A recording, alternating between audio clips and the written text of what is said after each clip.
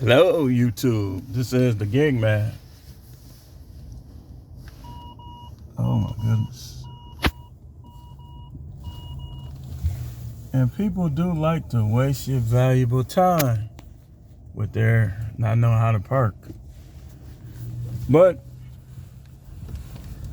I'm talking about the gig on today, mainly Instacart. Right now I'm doing Instacart, Grubhub, and DoorDash. Instacart, Grubhub, and DoorDash. My first Instacart was unbelievable. $17.40, going 2.5 miles. One item. They just wanted latex gloves, 3 boxes. Delivered that. On this video, I want to give you some tips and pointers on Instacart. You got to be a good cherry picker in there. And the most important aspect to your Instacart cherry picking is how long will it take you to get the items requested. And that's how I like to cherry pick it. And you have to be watching real closely on Instacart. Because here's my thing on Instacart. I would rather have a bunch of orders, 1 to 10 items, paying $9 to $20, or even I take the $7 ones, because like Instacart is just like a fallback. Like what I do with my Instacart money, I just use it for things like food, gas. You know, most of my money comes from DoorDash and Grubhub. But I still like to make it worth my while with Instacart. And so my rule of thumb is I like to take less items, short distances. Like even in DoorDash and Grubhub, I don't really necessarily like to go them long distances unless it's like a nice double figure payment. Like I'll do during this time, $10 practically. I'll take practically everything going $10 as long as it's not outrageous. Like if it's going 11 miles, 12 miles, I might take it. But later on, as we get towards lunch and dinner, I get more picky, and even with Instacart. So that's my rule of thumb with Instacart. Less items, small distance. Not necessarily the actual payout. Like that's important, but it's not my most important factor. In terms of DoorDash and Grubhub, I just got my first DoorDash going 5 miles, $8.75. Now, this is my rule of thumb with DoorDash. If it's going to a convenient area that's easy to navigate, that's safe, so on and so forth, I'll take it. Like if it's a reasonable order, I'll take it. But like certain areas, no matter how reasonable the order is, I don't take, especially with Instacart, because they can literally tip bait you and you'll be down in the hood, putting yourself in danger. But I'm multi-apping right now, and I like to give you pointers on things I do. Like for instance, like during this time, like before lunch, my minimum I like to stay in is $7 for DoorDash, $8 for Grubhub. Now, if it's like a ridiculously short run, I'll make exceptions. But if it's average or below average, that's my minimum.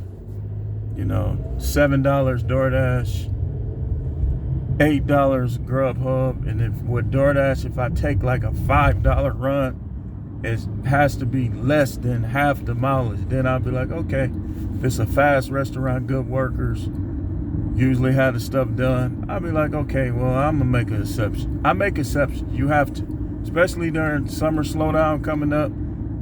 You have to make exceptions. You have to figure out what your exceptions are going to be. Mine is $7 minimum, But ridiculously short, good orders, I'll make exception. I'll do $5 going 2.5 if I know that it's coming from somebody who's gonna have it ready. That's important. But if it's somebody I know they be in there playing and they slow, I'm rejecting it. Even a good order like that, $6, 1.5, I'll still reject it if I don't have the confidence in that restaurant. That's why you have to know your areas. Have to know your areas. So I'm gonna turn Grubhub on after I finish this one and get back to my sweet spot. I believe in sweet spots. I believe in cherry picking. I don't think you should just keep driving around. To me, in my market, that doesn't make a difference. Get you a spot, multi-app, turn on the other apps when you're heading back to the sweet spot, and only take the best runs when you're heading back to your sweet spot. If it's just average or something, just reject it. Like, reject it and get back to your sweet spot. But if it's like a $10 going 3 miles on your way back, just go ahead and take that, drop it off, and go back to your sweet spot. I believe in the sweet spot. Like I say, and I'll be in another market soon. I'm trying to figure out where I'm gonna go. But I'll figure that market out too. In this market, sweet spot. Find a spot with a lot of restaurants, a lot of grocery stores activity. Like in this area, we have a grocery store called Myers, and you get some pretty good runs. I reject them when I don't feel like shopping, but Myers, you get pretty good runs from Myers with DoorDash and with Instacart.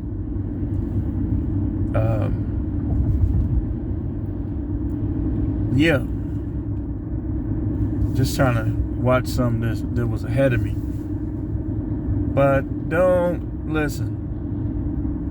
I ain't trying to throw no shade on nobody. I ain't hating on nobody, but I'm still out here doing these deliveries. If I get 1,000 subscribers, I'm still gonna be out here doing these deliveries. Like, it's not gonna slow down. I'll take my little view money and this money. But like, if somebody ain't out here, you basically giving them the ammunition to scam you. Because if they relying on YouTube revenue, right? And you always watching their videos, you super chatting them. So they clickbaiting you in, which people be on here doing. Like I told you, these probably not the best people you should listen to. You should listen to people that's gonna help you make the most money. And you can pretty much tell like who out here by the advice that they give. I know I can, because I'm going on my what? I've been doing this 3.5 years. So it's hard to fool me because I know what I've seen out here. I've watched many videos.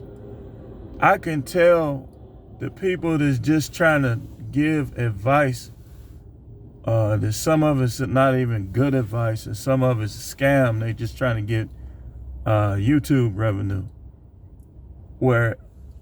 And the people who actually out here, like doing these deliveries, like More Finance, like DoorDash Class, he done just changed his name.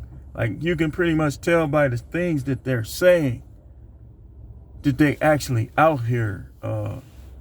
Gig Lebowski, I mean,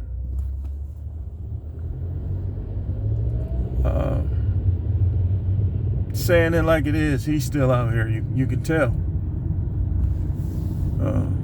Bentley Coop's still out here. Probably not how he was. I don't know. I'm not sure. I ain't gonna throw no salt on Bentley Coop. Bentley Coop's all right with me. At least he responds to his people who give him content or comments. But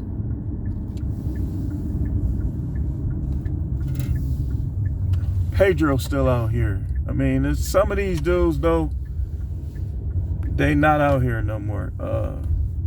Gig Econ's still out here. You can just tell. Like some of them even, like I've seen dudes picking stuff up in the cold. They still out here. But some of these guys, I ain't got to say your names. You know who you are. Nothing against you. But you ain't out here like that. I can tell by your content. But yeah, just keep those things in mind. We'll be making more videos. I'm in front of the customer. Thanks for watching.